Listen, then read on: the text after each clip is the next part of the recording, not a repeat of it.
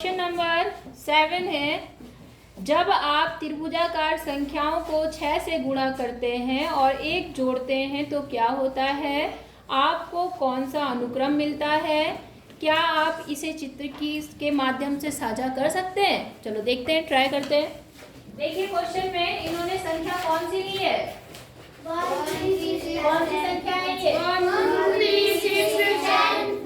नाम क्या है? नाम इन संख्याओं का हाँ विषम संख्या त्रिभुजाकार संख्याएं बोल रहा हूँ, ठीक है जी। तो हमने त्रिभुजाकार संख्याएं ले ली और इसको कितने से गुणा करने के लिए बोल रहा? देखो सवाल में जल्दी से बताओ मुझे, कितने से गुणा करना है? 6। और फिर और क्या कह रहा है? एक क्या कर दो? जोड़ 6 से गुणा करो और फिर एक को क्या कर दो? जोड़। इसमें से जब आप 6 से गुणा करोगे तो 6 ही कलम 6 और प्लस 1 कितना बन गया? 7।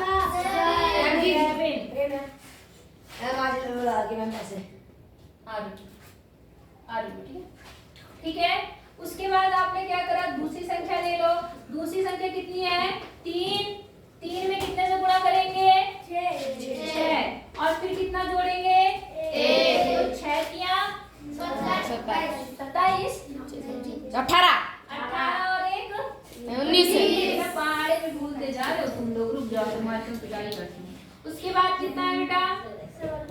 6 है। 6 को 6 से गुणा करो और 1 और 1 37। और फिर कितना है? 10। 10 को 6 से गुणा करो और कितना आ जाएगा यहाँ पर?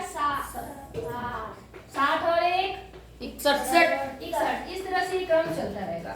तो वो बोल रहा है कि जो आपके पास ये संख्याएं बनी, ये कौन सी संख्याएं हैं? कोई बता सकता है?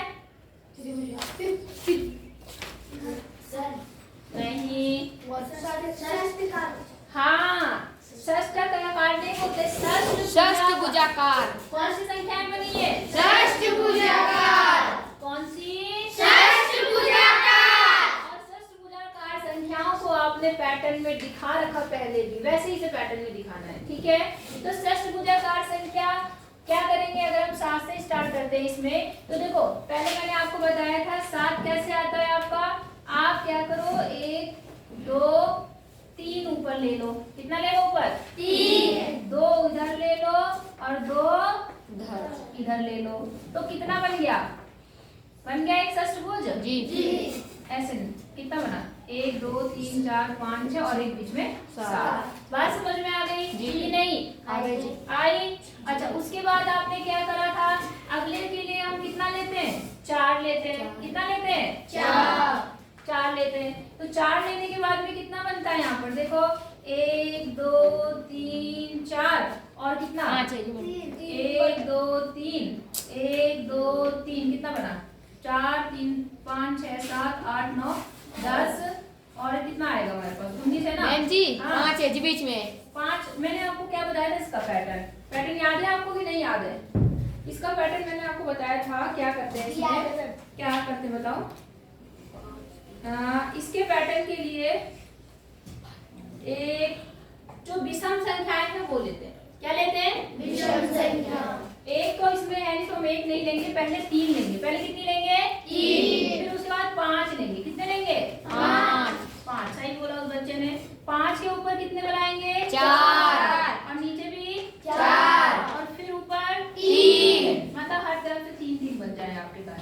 3 अब हो गए। ये 3 ये हो गए, 3 ये हो गए, 3 ये हो गए, 3 ये हो गए, 3 ये 3। एक षष्ठभुज बन गया जी। अब अगली संख्या कौन सी लेंगे? अगली विषम संख्या 7। 1 2 3 4 5 6 7 और इसके ऊपर कितनी लेंगे? 6 और इसके ऊपर कितनी लेंगे? 6 और इसके 5 आ गई जी। इसके 5 और इसके ऊपर 4 और यहाँ पर 4 हो गई होगी जी। गिनो कितनी है ये? 7। ये कितनी है? 6 5 5 4 और यहाँ पर भी 6 5 4 जोड़ो कितनी हो गई? देखो 4 5 9 15 15 7 22 22 6 28 29 30 और 34 38 बनाए हमारी 37 कहाँ गलती कर दी मैंने, 5 7 13 13 5 18 19 20 21 22 23 24 25 26 27 28 29 30 31 32 33 34 35 36 37 ही तो बन रही है जी। जी। बोलो समझ में आया कि नहीं Yes, आया? ma'am. तो इस तरह से आया आपको समझ में? जी। मैंने आपको ये भी बताया था एक के लिए तो एक होता है, दूसरे नंबर की संख्याएं तब तक लिखते जाते हैं जब तक ऊपर 2 ना आ जाए। आई बात समझ में?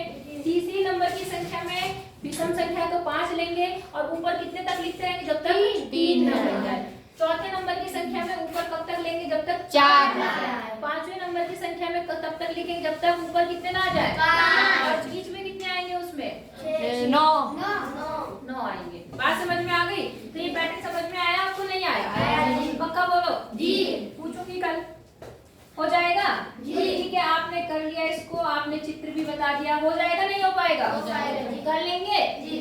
अगला सवाल देख लें। जी। अच्छा, इन्होंने 8वां प्रश्न लिया है। 8वें प्रश्न में कहा है जब आप षष्ठभुजाकार संख्याओं को जोड़ना प्रारंभ करते हैं। षष्ठभुजाकार संख्याएं आपकी कौन सी है? ये वाली है 1 7 19 37 और कौन सी है 61, ऐसी आगे चलती रहेंगी।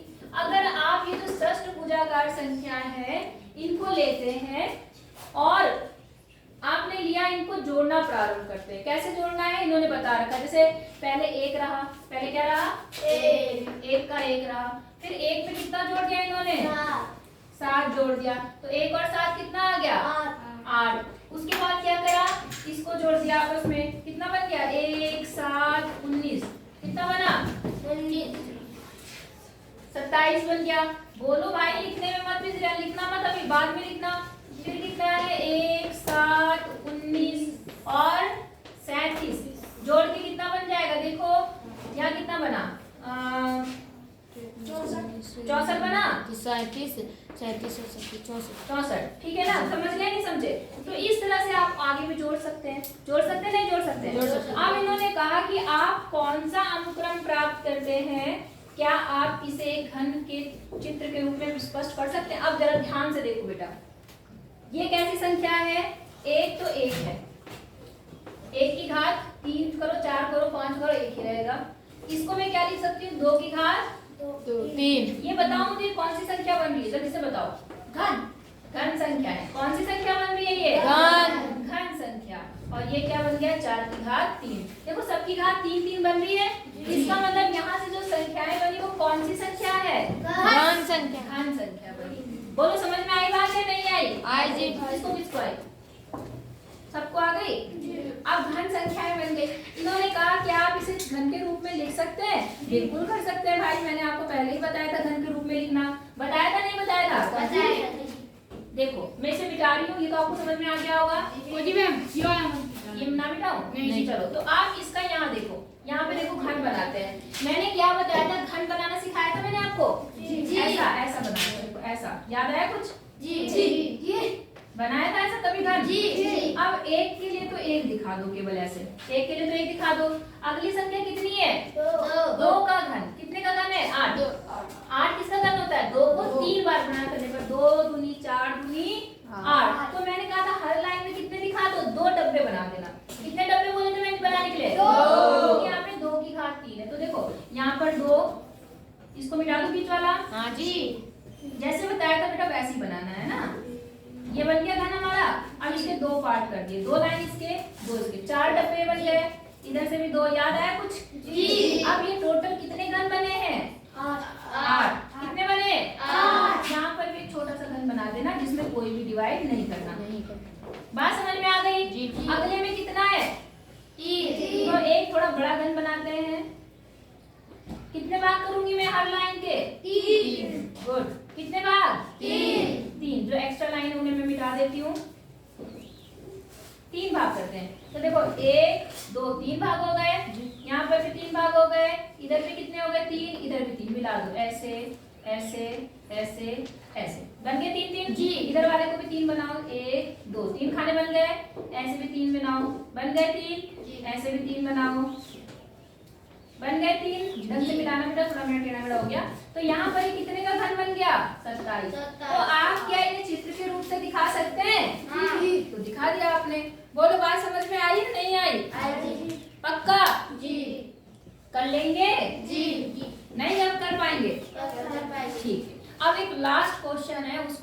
बता रही हूँ, आप खुद करेंगे, ठीक है। इसमें क्या बोल रहा है, एक नंबर एक सारणी, अपने एक कॉपी में सारणी एक निकालो। कहाँ पर है सारणी एक, देखो जल्दी देखो फटाफट, ये सारणी देखो, यहाँ लिखा है सारणी दिख रही है आपको, हाँ पेज नंबर 3 पर सारणी एक है, दिख रहा है सबको जी। अब इसने इस सारणी के बारे में क्या बात बोली है वो ध्यान से समझना। इसने बोला है कि इस सारणी में दिए गए अनुक्रमों में और दो भिन्न अनुक्रमों के बीच स्वयं अपनी ओर से पैटर्न या संबंध खोजिए। क्या एक चित्र या अन्य चित्र के माध्यम से स्पष्ट हो सकता है, वो कर सकते हैं कि ऐसा क्यों होता है। देखो बेटा, इसको समझने के लिए आप पहले दृश्यांकन में आ जाओ तो ज्यादा अच्छा है। दृश्यांकन मतलब ये वाले, इसमें पैटर्न बनाते हैं क्योंकि यहाँ पे आपको गोल दिखे हुए हैं बने हुए चित्र, इसमें ज्यादा अच्छे से बता रहे हैं। ये कहना क्या चाह रहा है, इन्होंने तो डायरेक्ट लिखा है ना, ये यहाँ क्या करा है, डायरेक्ट कर रखा। आपको बताना है कि ये पैटर्न कैसे हम ला सकते हैं। आई बात समझ में कि नहीं, कैसे हम लोग ये पैटर्न ला सकते हैं। जैसे आपने देखा कि आपने ये त्रिभुजाकार संख्याओं में 6 से गुणा करा, 1 जोड़ दिया तो आपके पास षष्ठभुजाकार संख्या आ गई, हाँ या ना। आपने क्या करा, इन इसको षष्ठभुजाकार संख्याओं में एक मतलब इस क्रम को जोड़ दिया तो आपके पास घन संख्याएं आ गई। तो ऐसे ही बता रहा कि जो संख्याएं बनी इसको कैसे बना सकते हैं हम लोग। जैसे यहाँ पर देखो, पहला अनुक्रम क्या है, 1 1 1 1 1 1 है, तो एक में क्या जोड़ने पर एक आया होगा, एक में क्या जोड़ने पर एक आया होगा, एक में एक जोड़ेंगे तो 2 आता है। एक में क्या ऐसा जुड़ा होगा कि एक एक एक ही रहा, कुछ जुड़ा होगा जी, क्या जीरो, जीरो क्या जुड़ा होगा, जीरो। तो इसका मतलब 1 + 0 1 + 0 1 + 0 0, क्यों कोई फर्क ही नहीं पड़ेगा। तो इसमें क्या जोड़ सकते हैं हम, जीरो। क्या जोड़ सकते हैं, जीरो। अब जैसे यहाँ पर है कौन सी संख्या है, गणन संख्या है, तो जैसे एक में क्या जोड़ने पर 2 आएगा, एक। हाँ, एक में क्या जोड़ने पर 2 आएगा, एक। तो जैसे यहाँ पर गणन संख्या है ना, यहाँ लिख दो थोड़ा सा जी। तो यहाँ पर जैसे मान लो गणन संख्या है, एक में आप पहले तो 1 रहा, फिर 1 में आपने कितना जोड़ा, 1, तो कितना बन गया, 2। फिर 2 में आप 1 जोड़ो, कितना बन जाएगा, 3। फिर 3 में आप 1 जोड़ो, कितना बन जाएगा। तो यहाँ पर जो संख्याएं डायरेक्ट लिखी है 1 2 3 4, इसमें एक एक जोड़ने पर अगली संख्या आती रहेगी जी, हाँ या ना जी, ऐसे बनाना है। अब जैसे ये वाला देखो, विषम संख्या वाला, कौन सा वाला, विषम संख्याएं क्या है, 1 है, फिर क्या होती है, 3 होती है, 5 होती है, 7 होती है, 9 होती है, ऐसी तो है ना। तो ये कैसे आ सकता है, देखो पहले हम एक में एक तो एक ही रखो, एक में फिर 2 जोड़ेंगे तो कितना आएगा, 3। फिर 3 में 2 जोड़ो, कितना आएगा, 5। फिर 5 में 2 जोड़ो, कितना आएगा, 7। फिर 7 में 2 जोड़ो, कितना आएगा, 9। नहीं समझे। तो इस तरह से बेटा आपको बस एक क्रम बनाना है कि क्या जोड़ने पर अगली संख्या आएगी। आई बात समझ में, करके दिखाना मुझे, अगर आएगा तो ठीक है, नहीं आएगा तो कल मैं बता दूंगी। 9th क्वेश्चन बोलो, समझ में आ रही बात आपको, 9th क्वेश्चन समझ गए जी कि नहीं समझे, हाँ यही वाला बेटा, ठीक। अगर हो जाएगा तो अच्छी बात है, नहीं तो फिर मैं बताऊंगी और फिर आगे शुरू करेंगे। हो जाएगा ना जी, कॉपी अपने स्टाफ रूम में रख दो, वही चेक करूंगी।